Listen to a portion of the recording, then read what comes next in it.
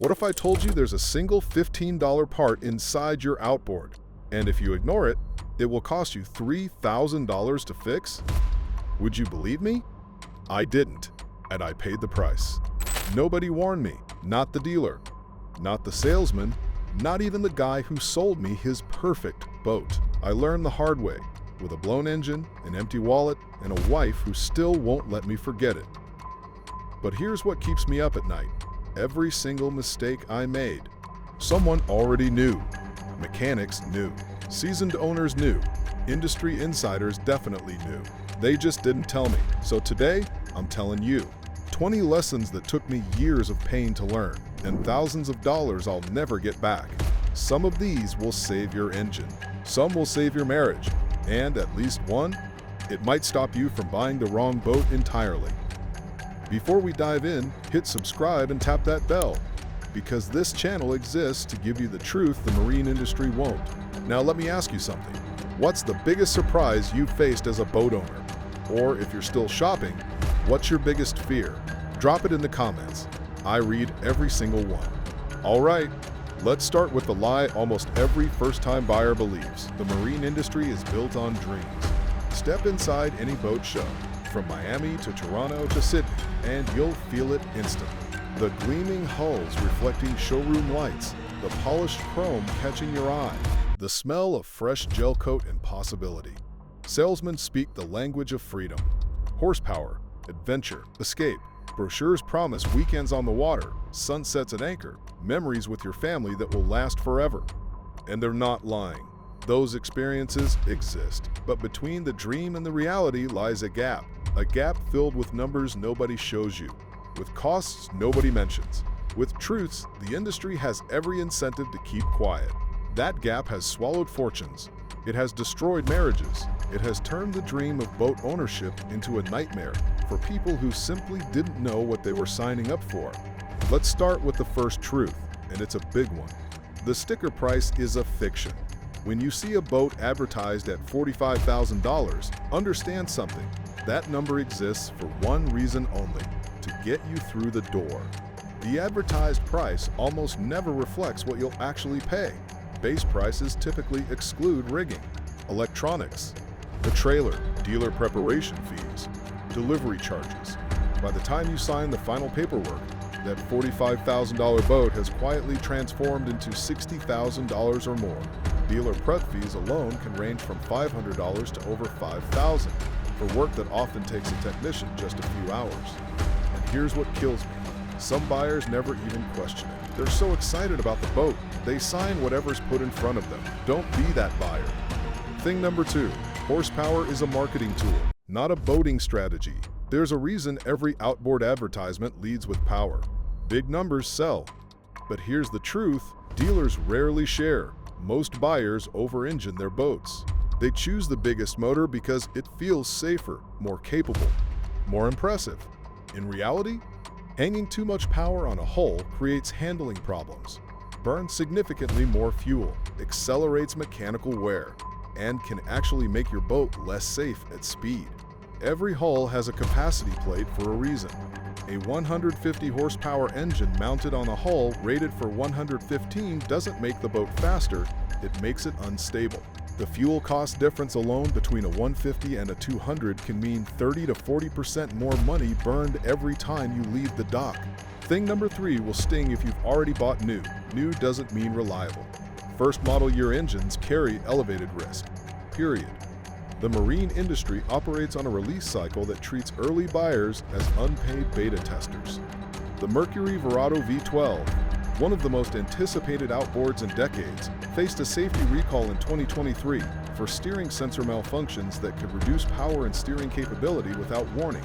Mercury's Gen 1 Verados had documented bell crank issues. Yamaha's XTO and Suzuki's DF3 50A both faced early adopter complaints. Internal dealer communications have revealed that service departments were sometimes instructed to delay warranty escalations during known defect periods, leaving owners to pay out of pocket while manufacturers bought time. Thing number 4 is where most dreams start to crack. The real cost begins in year 2. According to industry data cited by Bloomberg and Bankrate, annual maintenance on a boat runs approximately 10% of the purchase price every single year. A $50,000 boat costs $5,000 annually just to maintain. Add insurance, slip fees, registration, winterization. You're easily looking at another $3,000 to $5,000 on top of that. And thing number 5, depreciation, hits harder than you think. A new boat loses 20 to 30% of its value the moment you take ownership. Another 10 to 15% annually after that. The pandemic-era price surge has reversed. Owners who bought at peak are now learning what it means to be underwater, and not in the way they hoped. These 5 lessons share a common thread. They're all about the purchase decision itself, the moment when most of the damage gets done. You've bought the boat. You understand the real cost. Now comes the part that separates owners from victims, understanding what actually keeps an outboard alive and what's quietly killing it. Thing number 6, ethanol is slowly destroying your fuel system. E10 gasoline, the standard fuel blend across North America containing 10% ethanol, creates problems in marine engines that land vehicles simply don't face. Here's why. Ethanol is hygroscopic. It attracts and absorbs water from the atmosphere. In a marine environment, surrounded by humidity, spray, and condensation, this becomes a disaster waiting to happen. When enough water accumulates in ethanol-blended fuel, something called phase separation occurs. The ethanol and water literally separate from the gasoline, forming a corrosive layer at the bottom of your tank that your engine cannot burn. Mercury Marine's official position is explicit. Fuel containing more than 10% ethanol can cause irreversible damage to fuel system components. Damage that will void your warranty. Corroded carburetors, clogged injectors, degraded fuel lines, dissolved fiberglass in older tanks. Marine technicians report that untreated fuel is now the single most common cause of hard starting and performance issues. And here's the killer. Once phase separation occurs, no fuel additive on the market can reverse it. The only solution is complete fuel removal. Thing number 7, your lower unit fails more often than your engine. The lower unit, the gear case, prop shaft, and water pump, is the most mechanically stressed component on your outboard. It's submerged in corrosive water, absorbs the shock of every impact, and transfers all that horsepower to your propeller. And it's the component most owners ignore. Lower unit repairs average between $800 and $4,000, depending on damage severity. Gear oil must be changed at least annually. Skip this, and you're inviting seal degradation and water intrusion. Strike a submerged object? The internal damage may not manifest for months. Then, at full throttle in the middle of the lake, your gearbox grenades. One marine technician in South Florida told me he caught a $4,000 gear failure early on a Boston whaler just by checking the drain pan. Milky, coffee-colored gear oil screams water intrusion. Fine metal shavings are normal. Big chips mean gears or bearings are dying. Thing number 8 will frustrate anyone who's dealt with a dealership. Your dealer probably isn't a master technician. Marine service departments face severe labor shortages. Technicians are aging out, and fewer young people are entering the trade. The Marine Retailers Association of America has called it one of the most pressing challenges facing the industry. The result? Certification programs are often manufacturer-subsidized and completion-focused, not competency-focused. Many certified technicians have minimal real-world diagnostic experience. Misdiagnosis is common.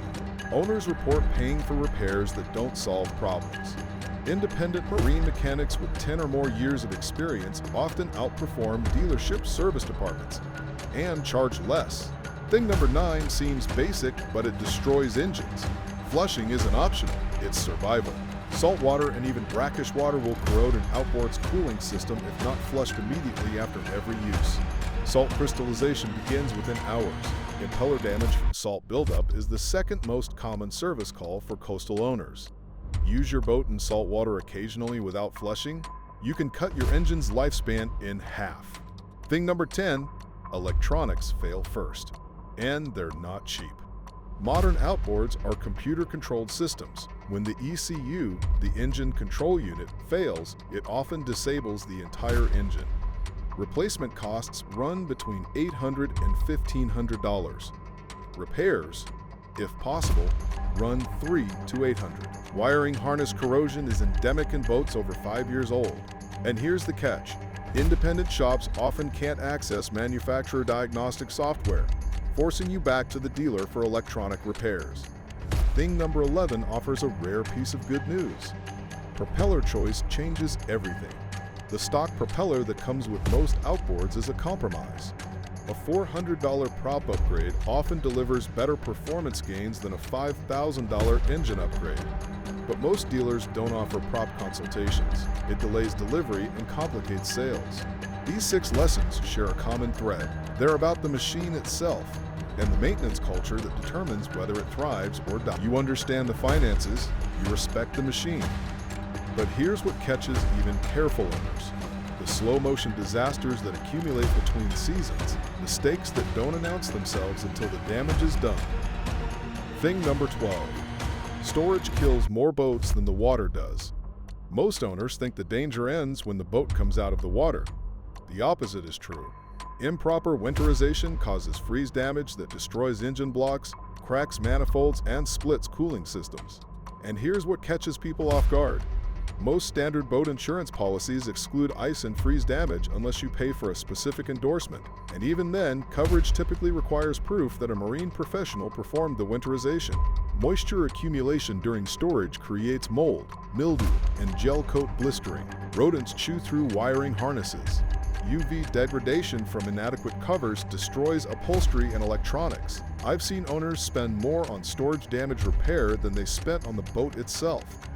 Thing number 13 is the one that strands families on highways every summer. Your trailer is trying to kill your boat.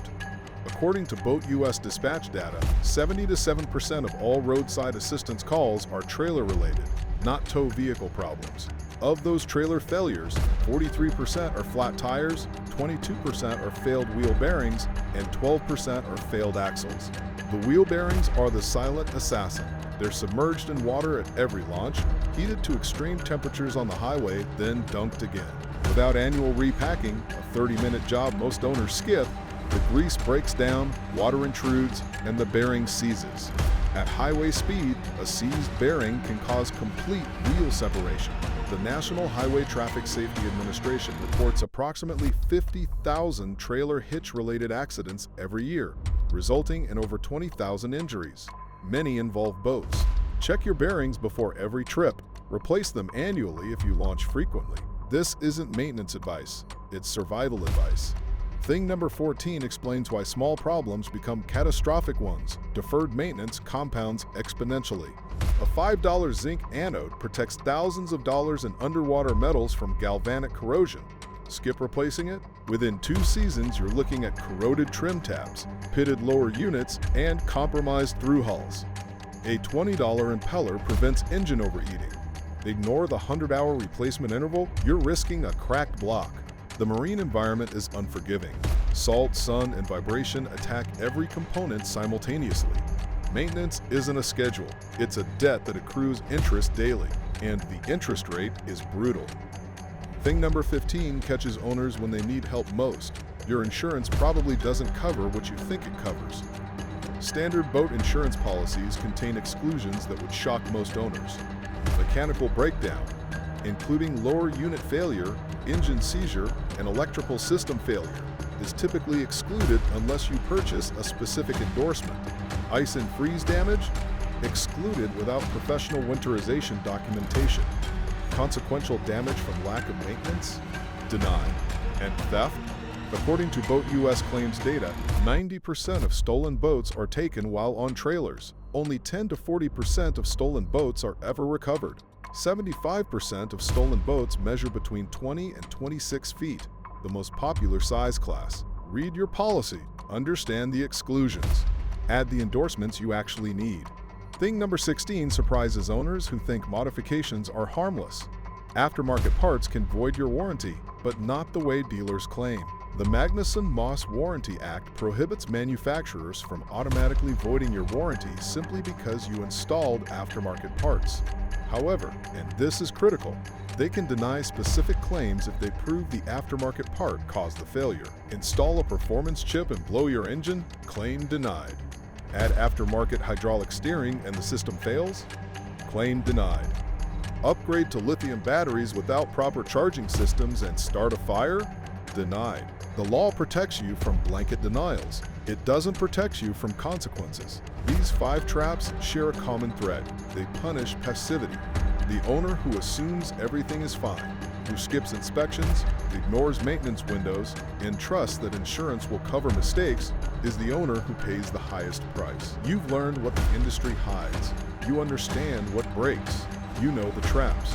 Now comes the part that separates frustrated owners from fulfilled ones. The mindset that transforms boat ownership from financial drain into genuine value. Thing number 17 is the hardest truth to accept. Buy the boat for how you'll actually use it, not how you imagine using it. According to U.S. Coast Guard data, the average recreational boat in America is operated just 57 days per year. Industry surveys put average annual engine hours between 50 and 100 for boats that cost tens of thousands of dollars. Most owners overestimate how often they'll use their boats. They buy for the fantasy, the offshore fishing trip, the sunset cruise, the weekend island hopping adventure. Then reality intervenes. Work schedules, weather windows, family obligations, the sheer logistics of trailering and launching. The experienced owner buys for Tuesday afternoons, not Saturday mornings. They buy for the 3-hour evening run, not the all-day expedition. They match the boat to their actual life, not the life they wish they had. If you're honest about 50 hours a year, you don't need the offshore center console. You need the boat that's easy to launch, easy to maintain, and makes every hour count. Thing number 18 contradicts every dealer pitch you've ever heard. Relationships matter more than brands. The marine industry is small. In most markets, 3 to 5 service shops handle the majority of outboard work. The technician who services your engine this year will likely service it next year and the year after that. That relationship is worth more than any brand loyalty discount. Find the mechanic who returns calls. Find the shop that documents everything. Find the technician who treats your boat like it matters. Because when something goes wrong at the worst possible moment, that relationship determines whether you're back on the water in days or weeks. Brand forums will argue endlessly about Mercury versus Yamaha versus Suzuki. Experienced owners know the real question: who's going to fix it when it breaks? Thing number 19 will save you thousands if you're planning to sell. Timing is everything. Statistical analysis of boat sales data reveals a clear pattern. The optimal window to sell is February through June. During these months, buyers are eager for the upcoming season, inventory is relatively low, and prices peak. The worst time? July through November. Summer is ending, buyers defer purchases, and end-of-season clearance events from dealers flood the market with new inventory at discounted prices. Here's the trap. Most owners decide to sell in fall after the season ends. They list their boat, discover weak demand, and either discount heavily or hold through winter, accumulating storage costs, insurance payments, and depreciation while waiting for spring. Smart sellers list in late winter, before the spring rush when serious buyers are searching and competition is minimal. Thing number 20 is the lesson that changes everything. A boat is a tool for living, not a trophy. The happiest boat owners aren't the ones with the newest hulls or the most horsepower. They're the owners who use what they have. They launch on weekdays when the ramp is empty. They fish local waters instead of chasing distant tournaments. They wash the boat themselves, not because they can't afford detailing, but because they know every inch of their hull. They understand that boat ownership is an ongoing relationship with maintenance, weather, and time. They budget for it, they plan for it, they accept it. And when they step off the dock, they're not calculating cost per hour or obsessing over depreciation. They're present, they're on the water. They're living the life the boat was supposed to provide. That's the wisdom no dealer can sell you, and no brochure can explain. We started this conversation with a confession, the admission that everything I thought I knew about outboard boat ownership was incomplete. 20 lessons later, the picture is clearer and darker, and ultimately more honest. The marine industry isn't evil, but it is a business. One that profits from information asymmetry, from buyers who don't ask the right questions, from owners who defer maintenance until catastrophe forces their hand. Now you know what they don't advertise. You know the sticker price is fiction. You know ethanol is corroding your fuel system while the boat sits in storage. You know your trailer bearings are one skipped inspection away from highway disaster. You know your insurance policy probably doesn't cover what you think it covers. You know that the dealer's certified technician might have less diagnostic experience than the independent mechanic down the road. You know that the stock propeller is a compromise, that the ECU replacement costs more than your first car, and that phase-separated fuel cannot be fixed, only removed. You know that the average boat in America sits idle 311 days a year. You know that depreciation doesn't care about your monthly payment. You know that the best time to sell is February through June, and the worst time is exactly when most owners decide to list. And you know something else now, something the industry never tells first-time buyers. The boat doesn't owe you anything. It won't make you happy. It won't fix your weekends. It won't transform your family into the smiling catalog models on the brochure. The boat is a machine, beautiful, demanding, and utterly indifferent to your expectations. But here's the other side of that truth. If you respect the machine, maintain the systems, and match your purchase to your actual life, boat ownership can deliver something rare. Time on the water. Sunsets you'll remember, mornings when the only sound is the engine and the wake. Moments with people who matter in places cars can't reach. That's the choice. You can buy the dream and suffer the consequences. Or you can buy with eyes open, informed, prepared, realistic, and build something that actually works. The water doesn't care which path you choose, but you will.